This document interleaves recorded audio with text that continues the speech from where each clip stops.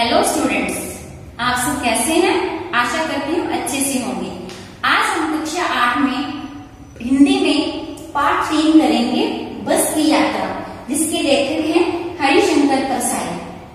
बच्चों, इसमें बताया गया है कि किस तरह से प्राइवेट ट्रैवल कंपनियां जो है वो खटारा बसों को अपने मुनाफे के लिए चलाती हैं और इससे जो यात्रियों को परेशानी होती है उससे उनको कोई लेना देना नहीं होता। पाठ को हास्यप्रद रूप से बड़े ही व्यंग्यात्मक तरीके से बताया गया है, जिससे ये पाठ बहुत ही रोचक बन पड़ा है। तो अब हम पढ़ेंगे। लेखक और उसके 4 साथियों को जबलपुर जाने वाली ट्रेन पकड़नी थी। उन्होंने बस से पन्ना से सतना जाने का कार्यक्रम बनाया। वे सुबह पहुंचना चाहते थे। उनमें से 2 को सुबह काम पर भी पहुंचना था। कुछ समझदार लोगों ने इस बस से यात्रा न करने की सलाह भी दी। लेखक ने देखा कि बस बिल्कुल टूटी फूटी तथा जर्जर दशा में है। किसी वृद्धा की तरह वो सैकड़ों साल पुरानी हो चुकी थी। उसे देखकर यही संशय मन में उत्पन्न होता था कि वह चलेगी भी या नहीं। वास्तव में यह बस तो पूजा के योग्य थी, फिर इस पर सवारी कैसी की जाए। उस बस में कंपनी के एक हिस्सेदार भी यात्रा कर रहे थे। उनका कहना था कि बस एकदम ठीक है और अच्छी तरह चलेगी। बस की दशा देखकर लेखक और उसके साथी उससे जाने का निश्चय नहीं कर पा रहे थे। लेखक के डॉक्टर मित्र ने अपने अनुभव याद दिलाते हुए कहा कि यह बस नई नवेली बसों से भी ज़्यादा विश्वसनीय है। लेखक अपने साथियों के साथ बस में बैठ गए। जो छोड़ने आए थे वे लेखक को इस तरह देख रहे थे मानो लेखक इस दुनिया से जा रहे हों। उनकी आंखों में ऐसा भाव था जैसे वे कह रहे हों कि जो इस दुनिया में आया है उसे तो जाने का कोई ना कोई बहाना चाहिए। बस के चालू होते ही सारी बस हिलने लगी। खिड़कियों के बचे कुचे कांच भी गिरने की स्थिति में आ गए। लेखक डर रहा था कि वे कांच गिरकर उसके ही घायल ना कर दे। लग रहा था कि सारी बस ही इंजन है। बस को चलाता हुआ देखकर उसे गांधी जी के असहयोग आंदोलन की बात याद आ गई।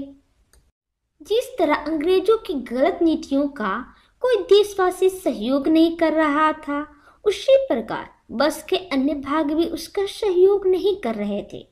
उसकी हिलती बॉडी देखकर लेखक को लग रहा था कि बॉडी बस को छोड़कर भागी जा रही है। 8-10 मील चलने पर ऐसा लगने लगा कि लेखक टूटी सीटों के बीच कहीं अटका है। चलती बस अचानक रुक गई। लेखक को पता चला कि पेट्रोल की टंकी में छेद हो गया है। ड्राइवर ने पेट्रोल बाल्टी में निकाल लिया और अपनी बगल में रखकर नली से इंजन में भेजने लगा। लेखक सोच रहा था कि अब बस कंपनी के मालिक बस का इंजन अपनी गोद में रख लेंगे और नली से पेट्रोल उसी तरह पिलाएंगे जैसे माँ बच्ची को दूध पिलाती है। बस की चाल कम हो रही थी। लेखक का बस पर रहा साहब भरोसा भी उठ गया। उसे डर लग रहा था कि कहीं बस का स्टीयरिंग ना टूट जाए या उसका ब्रेक ना फेल हो जाए। उसे हरे भरे पेड़ अपने दुश्मन से लग रहे थे, क्योंकि उनसे बस टकरा सकती थी। सड़क के किनारे झील देखने पर वो सोचता कि बस इसमें गोता ना लगा जाए। इसी बीच बस पुनः रुक गई। ड्राइवर के प्रयासों के बाद भी बस ना चली। कंपनी के हिस्सेदार बस को फर्स्ट क्लास की बताते हुए इसे संजोग मात्र बता रहे थे। मनमोहक चांदनी में बस ऐसी लग रही थी जैसे कोई बुढ़िया थक कर बैठ गई हो। इससे डर लग रहा था कि इतने लोग बैठने से इसका प्राणांत ही ना हो जाए, मतलब बस का अंत ही ना हो जाए और उन सबको उसकी अंत्येष्टि ना करनी पड़ जाए। कंपनी के हिस्सेदार ने बस इंजन को खोलकर कुछ ठीक किया। बस तो चल पड़ी, पर उसकी रफ्तार अब और भी कम हो गई। बस की हेडलाइट की रोशनी भी कम होती जा रही थी। वो बहुत धीरे धीरे चल रही थी। अन्य गाड़ियों के आते जाते वो किनारे खड़ी हो जाती। बस कुछ दूर चलकर पुलिया पर पहुंची थी कि उसका एक टायर फट गया और बस झटके से रुक गई। यदि बस स्पीड में होती तो उछलकर नाले में गिर जाती।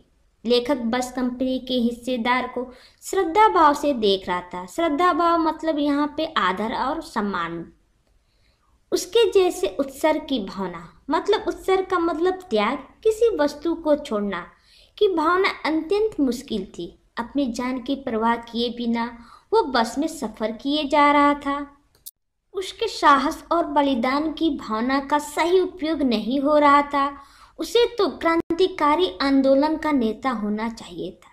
बस के नाले में गिरने से यदि यात्रियों की मृत्यु हो जाती तो देवता बाहें पसारे उसका इंतजार करते और कहते कि वो महान आदमी आ रहा है जिसने अपनी जान दे दी पर टायर नहीं बदलाया।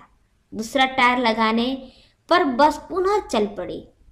लेखक एवं उसके मित्र पन्ना एक जगह का नाम है, या कहीं भी जाने की उम्मीद छोड़ चुके थे। उन्हें लग रहा था कि पूरी जिंदगी इसी बस में बिताकर उस लोक को चले जाना है।